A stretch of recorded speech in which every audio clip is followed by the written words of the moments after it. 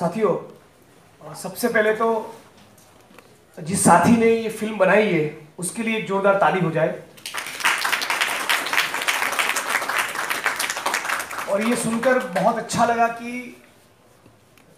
नदीम भाई ने बताया कि अब तक सिर्फ दिल्ली में 200 से ज़्यादा इस नजीब कहाँ है, नजीब को ढूंढ के लाओ, इस डिमांड को लेकर 200 से ज़्यादा जो डेमोन्स्ट्रेशन, जो प्रोटेस्ट हुए हैं, बहुत ही पॉजिटिव बात है। हमारी सॉलिडारिटी को, हमारे लड़ने के स्पिरिट को, जज्बे को दिखाता है, बहुत बड़ी बात है।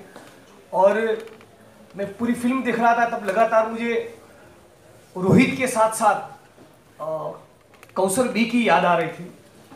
जिस प्रकार का जजमेंट हमारे सर के ऊपर थोपा गया है, सोहराबुद्दीन की किडनैपिंग की वो गवाह थी, वो फिजिकली मौजूद थी जब सोहराबुद्दीन को एब्डक्ट किया गया।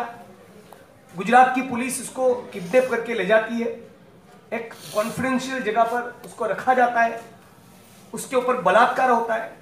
बलात्कार करने के बाद उसको एनेस्थेसिया का इंजेक्शन देकर बेहोश किया जाता है। बेहोशी की अवस्था में उसको जिंदा जला दिया जाता है। और फिर भी हमारे मुल्क का न्याय तंत्र कहता है कि किसने कौसर बी को मारा हमको मालूम नहीं। बिल्कुल उसी प्रकार रोहित वेमुला किसकी जातिवादी मानसिकता के चलते सुसाइड करने के लिए मजबूर बना, इस बात की जांच नहीं होती। जांच इस बात की होती है कि वो शेड्यूल कास्ट से बिलोंग करता है कि नहीं, उसका कास्ट सर्टिफिकेट कहां पर है। और बिल्कुल उसी तरह नजीब के मामले में, जैसे कि नदीम भाई ने बताया कि नामजद हम लोग कंप्लेन कर चुके हैं, हमको मालूम है इन लोगों ने नजीब के साथ झगड़ा किया, हाथापाई की, उसको मारा गया, पीटा गया। तो सुप्रीम कोर्ट के तो 1 डजन जजमेंट है।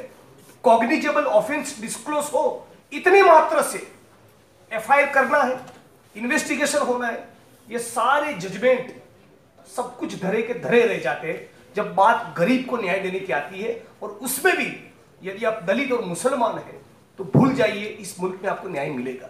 हम सब दिल को बहलाने के लिए कहते हैं कि न्याय तंत्र में भरोसा है, लेकिन इस वक्त की रियलिटी और पिछले 50-60 साल में हम लोगों ने देखा है कि इस मुल्क में मजदूर को, मजलूम को, गरीब को न्याय नहीं मिलता। यदि उसमें आप दलित और मुसलमान हैं तो न्याय और भी नहीं मिलता। हमारी जुडिशियल सिस्टम ने, हमारी जुडिशरी ने हम लोगों को बहुत ही निराश किया है। It is disappointed we the people, और दलित्स और माइनॉरिटीज को इन पर्टिकुलर। गुजरात के राइट्स, गुजरात के encounters, caste violence, women's violence की अनगिनत घटनाएं, इस बात के पुरावे, एविडेंस है। नजीब उसमें से भी एक है। लेकिन अम्मी की आंखों में हम लोगों ने एक बात देखा है कि नजीब जिंदा है, और उसकी डिमांड को हम जिंदा रखेंगे। इस आंदोलन को, इस मुहिम को, इस संघर्ष को हम जिंदा रखेंगे। और उनका ये जो स्पिरिट है, उसी स्पिरिट के चलते यूनाइटेड अगेंस्ट हेट की टीम हो, दिल्ली के प्रगतिशील साथी हो, और पूरे देश में, केरला में, गुजरात में जहां पर भी प्रोटेस्ट हुए, इस उम्मीद के साथ कि रोहित को भी न्याय मिलेगा, नजीब को भी न्याय मिलेगा, और न्याय लेकर रहेंगे। चाहे कितना भी हमारी व्यवस्था को डिसअपॉइंट करे, फ्रस्ट्रेट करे, निराश करे, हम लोगों के पास एक ही विकल्प है, लड़ते रहने का। वो लड़ाई हम लोग जारी रखेंगे। Thank you.